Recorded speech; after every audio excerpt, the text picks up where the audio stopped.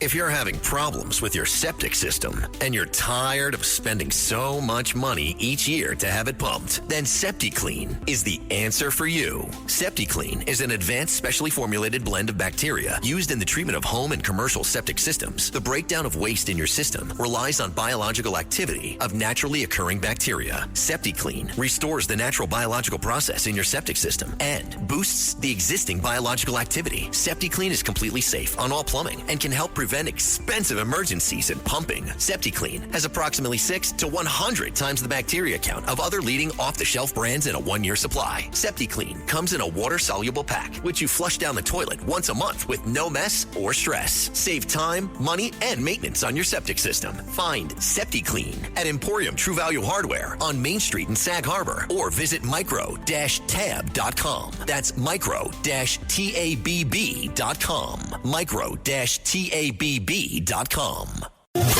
It's The Other Side of Midnight with Frank Morano.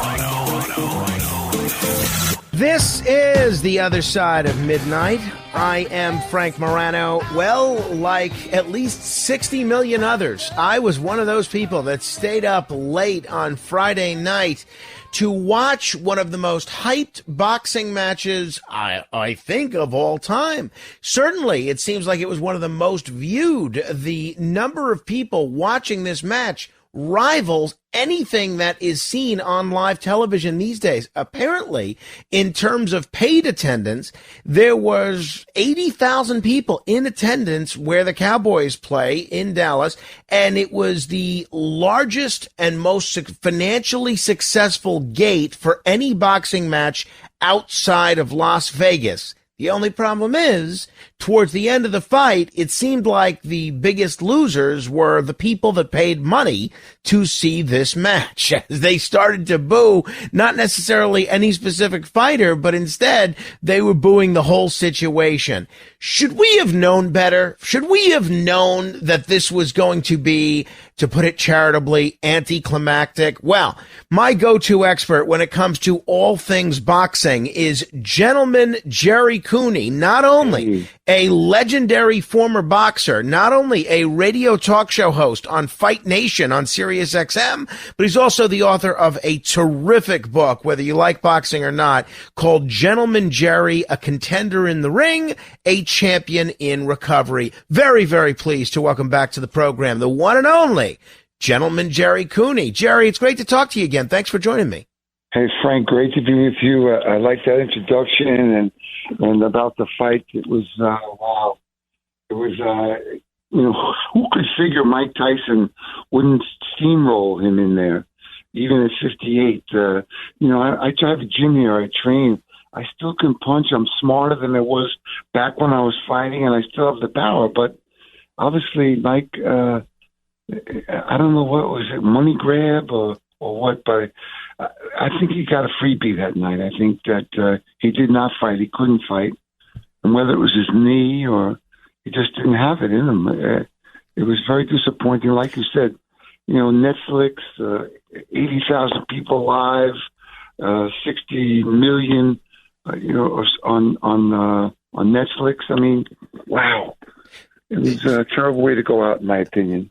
So, needless to say, your take on the fight was the same as everybody else's, that this was a horrible fight to watch. Frank, I was still thinking, like, wow, it's the 8th round. He's going to get him this round. But he never got going. Right. He couldn't. Normally, I think really what it was for Mike, his legs were not there. He couldn't follow. He would be inside working that body. I would be inside working the body. For a couple of rounds, you bang the ribs, you get the guy to drop his hands, and you hit him on the chin. But obviously, he couldn't take that extra couple of steps he needed to get inside and to let go. And of course, Jake Paul was playing safe. So he was staying outside. He didn't want to get. He believed in Mike Tyson too. It's just that he had nothing that night, and a lot of speculation. He hurt his knee, but I think age really was age, and we found it hard to believe that Mike Tyson could get old.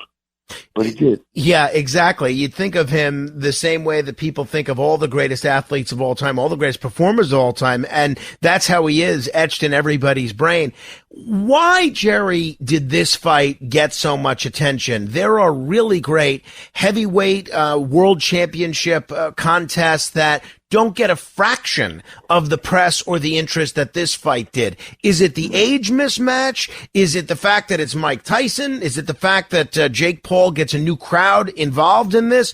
What was it about this particular bout that had so many people making plans to go out of their way to watch it? You know, I think you had to believe you wanted to see Mike Tyson knock this kid around the gym, knock him around the ring, teach him a lesson, bang him in the body, teach him some respect. And we all fell for it. And Mike Tyson looked good. He was on TikTok and now whatever those networks were, boxing for 30 seconds where he looked sensational. But, you know, come to the fight time, he couldn't get going. Mike Tyson of old was gone. And partly because he was 57, partly because he wore his body out through the years and he got old. And, you know, it happens to all of us. Mm-hmm. Mm-hmm. Obviously, you do this terrific show on Fight Nation on Sirius XM channel 157. I know you did a special edition of the program right after the fight. I'm sure you've covered this before, but I'll ask again. Is Jake Paul someone who's rose to fame basically doing pranks on the internet and being a YouTube personality? And I'm not dismissing that at all. I wish I could make a quarter of the money on the radio that he makes on YouTube. But is Jake Paul bad for boxing? Is the fact that he's one of the most recognizable boxers on the planet, is that bad for the sport? No, well, I think, to be honest with you, he took a lot of kids and young men and women from his TikTok or whatever he goes up, whatever his platforms are, and during the pandemic, he got them involved and gave them a place, someone to follow, someone to communicate with, and I think that's what happened. I think in most cases, that's going to be good for boxing in the long run because a lot of those kids, as they grow up, they'll come to boxing, but it didn't prove it that night. Mike Tyson, we were all hoping for many reasons. One, that he could, you know, show himself as being that Mike Tyson he was, and that he's a good guy now, and he's straightened out his life, and I think that that's true. But I still find it hard not to believe that it was a money grab. And what does that do in the long run for boxing? I don't know, because, you know, people get really turned off by that. I mean, I was disappointed. When Tyson Fury boxed Ngannou, the guy from the UFC, Tyson Fury should have knocked his bells off. And he didn't. He looked horrible because he didn't train. And so if that keeps happening, we're going to lose the boxing world. Well, so on that note, Gerry, at 30 minutes after the hour, this is The Other Side of Midnight. My guest is legendary prize fighter, author, radio talk show host, Gerry Cooney. A lot of folks remember so many of your noteworthy fights. Obviously, you and Ken Norton, you and George Foreman. Who could forget the whole hype over the Great White Hope when you were battling Larry Holmes? You and a host of other incredible fighters over the years. There was so much excitement about each of those fights, including the 2 times that you challenged for the World Championship.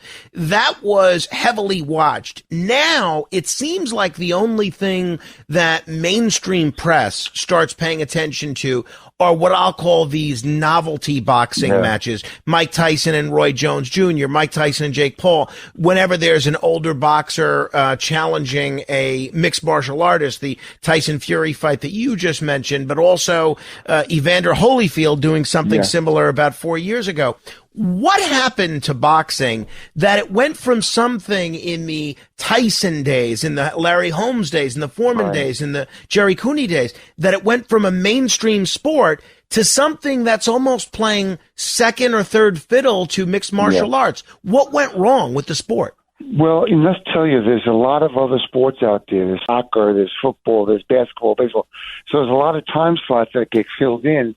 And to be quite honest with you, it feels like since ABC NBC, CBS took boxing off the air and became television for home families. Boxing kind of got lost. You remember Ray Leonard and all these great fighters, Holyfield. They were in the Olympics, and you couldn't miss them. You couldn't wait to see them. But once TV, those non-pay TV. See, most people in the country, they can't be buying the Zone. They can't be buying pay-per-view. And then when boxing went off those other networks, fighters went to different things that would have been fighters. They went elsewhere.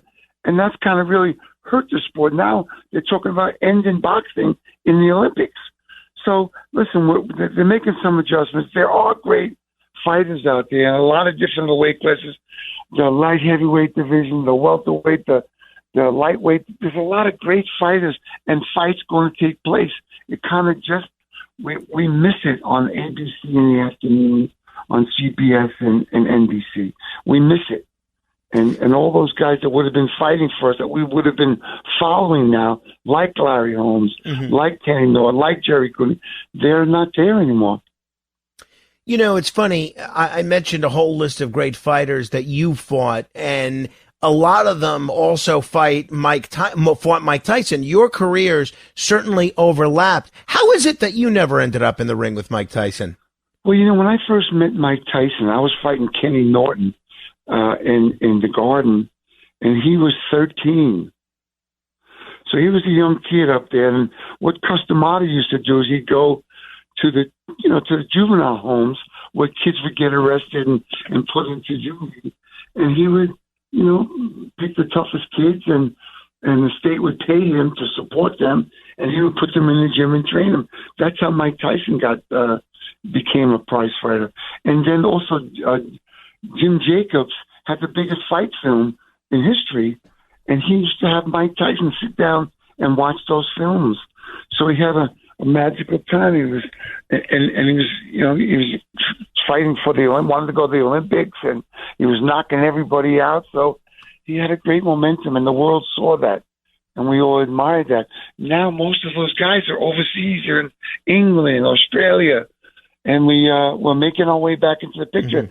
There are great American fighters, but we've kind of lost our way here, and they're trying to figure it out. And I believe they will figure it out. There's great fights out there that we will see, and that the hardcore boxing fan will bring us into to let us know what's going on, and plus the press. If folks are just tuning in, my guest is legendary prize fighter Gerry Cooney. Highly recommend his memoir, Gentleman Gerry, a contender in the ring, a champion in recovery. There's a lot of stuff in that book, not just about boxing, but about life and overcoming challenges, stuff that we could all learn from. Thank you. No, it's a terrific book. I've recommended it to a lot of people, and so far not a person has been disappointed. You keep mentioning this, the payday. What was reported is that Mike got about $20 million for this. Jake Paul might have gotten as much as $40 million for it, which is just incredible. One of the things incredible. It's embarrassing. Because for a fight like this, you mean? Yes. Yeah. One of the things that a lot of us noticed during the fight, Mike addressed afterward in the post-match interview, was Tyson constantly biting his glove. He said he had a biting fixation, which obviously made those of us that remembered the Holyfield bout chuckle. Yeah. But were you surprised at that? Have you ever seen that in Mike before? No. Well, I really, what I believe it is it was his way of making sure he kept his gloves off so he didn't get hit on the chin. He wanted to keep his hands up and making sure. He doesn't have a biting phobia or something, but yeah, you bite your gloves, they're in your mouth. You're covering your chin. That's like the old time fighters. They would keep their hands up higher. Today, it's most of the great trainers passed, and these new kids coming in, they're teaching a watered down version of boxing. There's no balance, there's no power. It's all been a little screwed up, but somebody will show his face and we'll get back on track again. These decisions that they make, we have to get better decision makers. By the way, there was a fight there, Amanda Serrano and Katie Taylor that night, two female boxers in a rematch. When they fought in the Garden, they sold out Madison Square Garden and fought to a draw. And I mean, Katie Taylor got the fight, but it was really like you could call it a draw. And the other night, that was the fight of the night. They fought again like they did the first time, and again, Katie Taylor won. But you could make it a draw easily. So. By the way, because that was the undercard for this Tyson fight, they say about 50 million people watched that Serrano-Taylor fight, and that makes it the most watched female boxing match in history. So maybe something good did come of it. So, Gerry, if you're 19 or 20 years old today, you really have no memory of Mike Tyson in his heyday. For people that might be a little younger, or even for folks that might not even be boxing fans, can you describe for folks what Mike Tyson was like as a fighter in his heyday? You know, it's very funny, but I was speaking to my wife. My wife wanted to watch the fights here, and she's 53. She's a little younger than I am, and she remembers him and was rooting for him because, that was who, when she was growing up, they all heard about it. So he was awesome. He was a great conditioned guy. He was small, but he was forceful.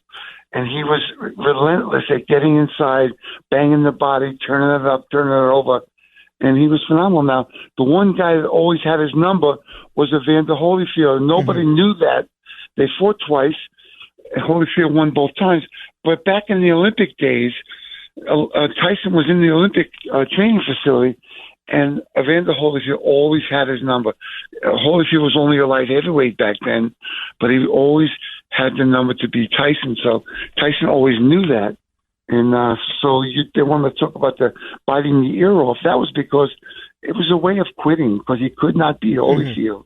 And he just wanted to, he was angry, frustrated. And listen, I really loved the guy. I was rooting for him the other night because of his life and the struggles he had with Don King and his wives, and, being lost and not trusting anybody. There's a lot of stuff in my book that you could identify with Mike Tyson. He struggled. He was away in the jail at 13. You know what I mean? So this guy had the rough egg, and then he ran into Customata, which was great. But once he became successful, Don King took him away. And that was him. As far as Jake Paul goes, is he a good fighter, or is he a good fighter for somebody that's not a professional boxer? Right. I mean, he could maybe make it to the semifinals of the Golden Gloves in the amateurs, maybe win the Golden Gloves. I think about it, but he's big, he's strong, he's got some smart people in his corner. They really broke down the fight. They watched Tyson. We didn't see what they saw. Tyson was really a shot guy. He'd been past the prime. He could not get inside. He could not do what Mike Tyson does, what we were all looking for. And I was looking for it still in the eighth and last round when he came out. I said, maybe he'll do it this time. But he wasn't the same guy anymore. And it was, about Jake Paul, though, you'd say he's, it sounds like you describe him as a mediocre fighter, at least by professional standards. He could not fight anybody like a Dmitry Bivol or Artur Beterbiev, all those guys. Look in the light heavyweight division, or the cruiser, Alexander Usyk, who's the heavyweight champion of the world. No, he had no business in the ring with them. They would beat him from pillar to post and stop him quickly. Mike Tyson was a perfect timing. He's known for this monster-like, aggression, and Jake Paul, to his credit, promoted it, and it took, and it sold. This podcast is supported by Progressive, a leader in RV insurance. RVs are for sharing adventures with family, friends, and even your pets. So if you bring your cats and dogs along for the ride, you'll want Progressive RV Insurance. They protect your cats and dogs like family by offering up to $1,000 in optional coverage for vet bills in case of an RV accident, making it a great companion for the responsible pet owner who loves to travel. See Progressive's other benefits and more when you quote RV Insurance at Progressive.com today. Progressive Casualty Insurance Company and Affiliates. Pet injuries and additional coverage and subject to policy terms. Mic check. 1, 2. Are we recording? Hi, I'm Michelle Bernstein, an award-winning chef, restaurateur, and mom. I have a lot on my plate, including my psoriatic arthritis symptoms. That's why I was prescribed Cosentyx. It helps me move better.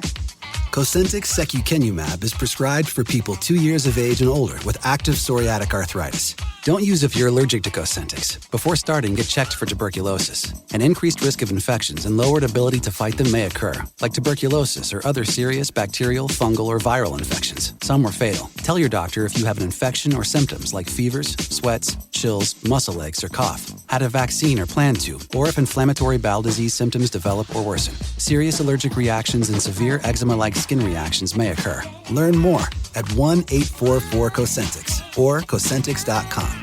Ask your rheumatologist about Cosentyx.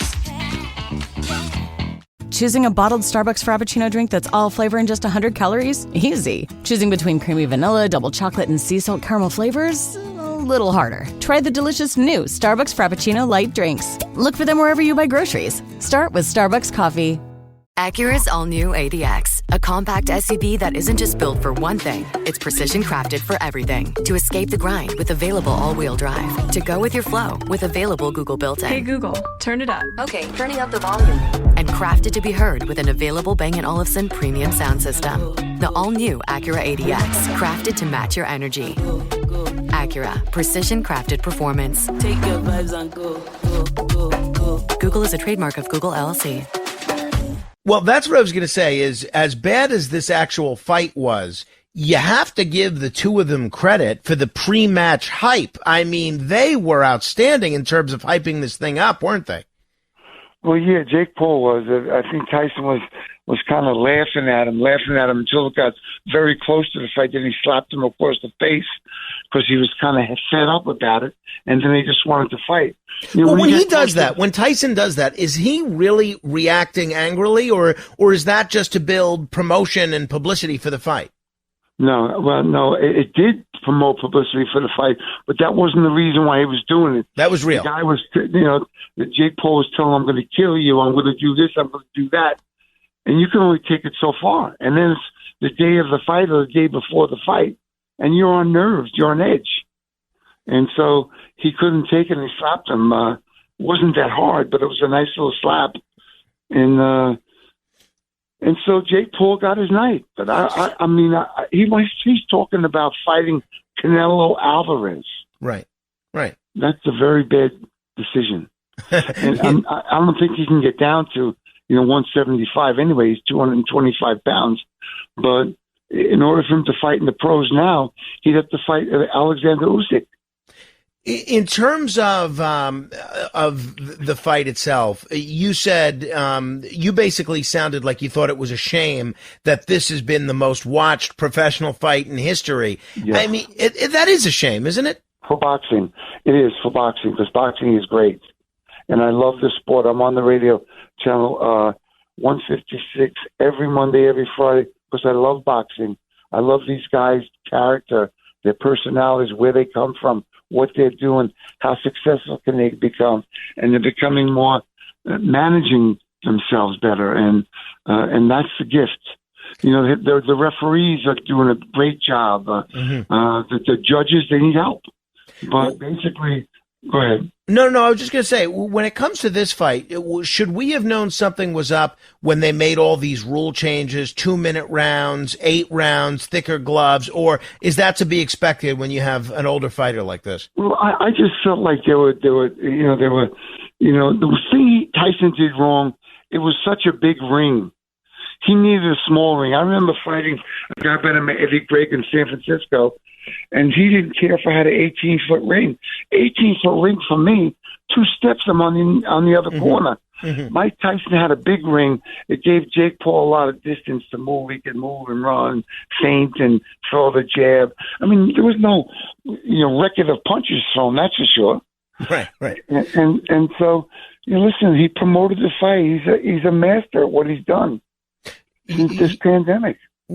I think it's clear, I mean, unless you're looking for a quick way to make $20 million, that Mike Tyson should, for the preservation of his legacy, probably not have embarked upon this. Now, I'm not going to judge anybody's decision to make $20 million for one match, but it's clear that his boxing days are behind him. Your career, I think, lasted, at least as a professional, 13 or 14 years. Yes. I've interviewed a lot of fighters that don't sound as good as you do. They sound a little punch drunk, honestly, from being punched in the head so often. And it makes me sad.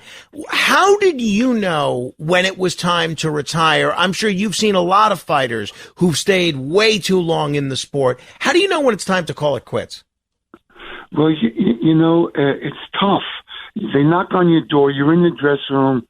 You're gloved up. They open the door. They say, Cooney, you're next. And you walk down this empty corridor with your trainer. It's definitely silent. And you're in your head. And then they open the door and you hear the roar of the crowd and the magic comes out of you. You figure out all those stories, how you going to do it, what adjustments you have to make. And you go out there and fight and you do well. It doesn't last long. Unfortunately for me, I wasn't with Don King. And I'm glad I was never with Don King because Don King didn't give everybody their just due. Mm-hmm. I had two managers. I had to wait to get to become the mandatory. I couldn't fight every 4 months what I needed to do in my career to develop my skills. I was blacked out. King wouldn't give me anybody. He owned all the heavyweights. So that was a shame. But, Mike Tyson had, I was speaking to Larry Holmes about this. The one guy, he said, as much as he wasn't the greatest of a businessman, Don King, he got him all the fights. Mm-hmm. He had all the fighters there for him to grow and develop in. And that's one of the things. But, that's all changing. We're getting a chance to see the fights. Dmitry Bivol and Artur Beterbiev fought the light heavyweight championship, two undefeated guys. There's great fights out here that are going to take place.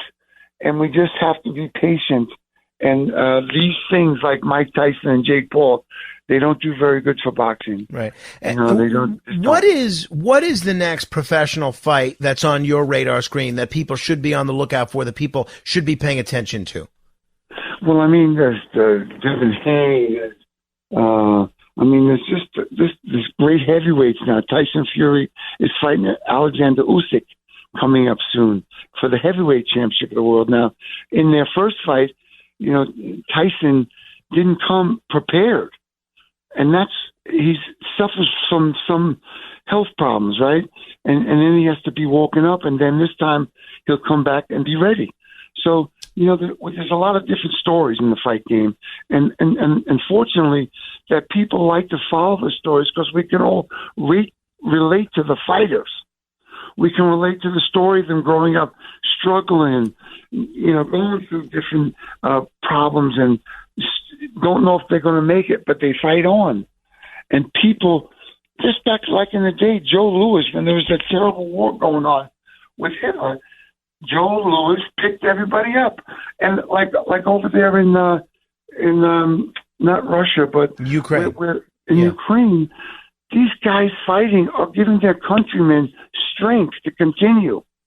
That's what boxing is. I used to train running down the street, the garbage man, the town guys would be beeping me in their trucks, running, because they could identify with the fight guy. Mm-hmm. The struggle in life.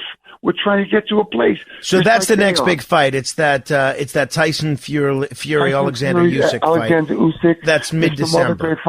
You know what happened? This sheik from over on the other side has really taken a liking to boxing, and he's almost had a whole heavyweight tournament, all the top guys fighting over there one day.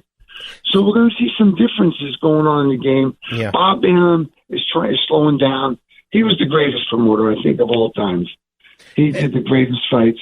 Yeah, to your point, the Saudis are clearly investing a lot of money in boxing and these big ticket items. Lastly, Gerry, and I appreciate you being so generous with your time so late at night, you alluded to the fact that there's increasing movements to take boxing out of certain amateur and youth sports entities. Right. A lot of folks say that's a good thing. They look at the story recently, a few years ago. I think it was a New Jersey state trooper who, as part of his training, was boxing. I think he actually ended up dying in the ring. There's been, or dying as a result of injuries he sustained in the ring. And there's been, I think even the Police Athletic League no longer offers boxing. A lot of folks say that that's a good thing to not have youth trained to get punched in the head. What's your view of that, Gerry? Would you suggest boxing for a younger person? I'm a father of a 3-year-old who loves being a boy. I'm sure he'll take an interest in boxing as he gets older. Should I steer him away from boxing? Listen, you bring your boy to me. I'll teach him how to be defensive and in good balance and have all the strength he needs. Listen, boxing is a great sport. It's holds us a lot of people up who struggle with 2 or 3 jobs. They come home, they look all forward to the month for this big fight coming on that they support. Listen, boxing it's not a large part of the community, but it's a good 10-15% people take to boxing.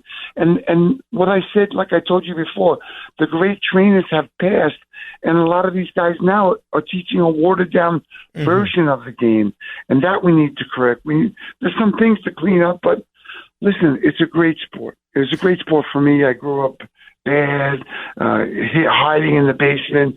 Boxing helped me to express my anger, and they put my picture in the paper. It made me somebody. And then I fought for the heavyweight championship of the world. Who gets to do that? Yeah, no, so we have to be careful. We have to be careful. The parents need to go and find the proper school to take their kid to learn. Maybe the kid's never going to box about in his life, but the self-defense and the courage and the confidence that you develop learning the skill is invaluable. All right, we've been talking with Gerry Cooney. You can hear him regularly on Sirius XM, channel 156, Monday and Friday on Fight Nation. Also check out his book, Gentleman Gerry, A Contender in the Ring, A Champion in Recovery. Gerry Cooney, I always enjoy whenever we get to talk. Thank you so much. It's been great. Thank you so much for having me anytime. You guys, peace out, okay? Thank you. If you want to comment on any portion of our conversation, you can give me a call. Our number is 646-720-0635. That's 646-720-0635. Straight ahead.